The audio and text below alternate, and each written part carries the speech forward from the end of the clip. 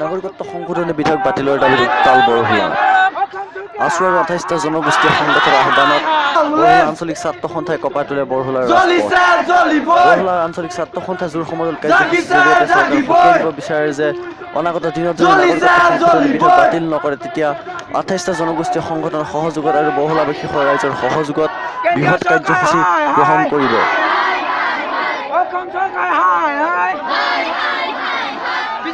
বৰহোলা আঞ্চলিক ছাত্ৰ সন্থাই গ্ৰহণ কৰা এই জোৰ সমদল কাৰ্যসূচীত বৰহোলা অঞ্চলৰ বিশিষ্ট ব্যক্তিসকলৰ লগতে বৰহোলা অঞ্চলৰ বিভিন্ন মহাবিদ্যালয় আদি কৰি বিভিন্ন বিদ্যালয়ৰ ছাত্ৰ ছাত্ৰীসকলে অংশগ্ৰহণ কৰে।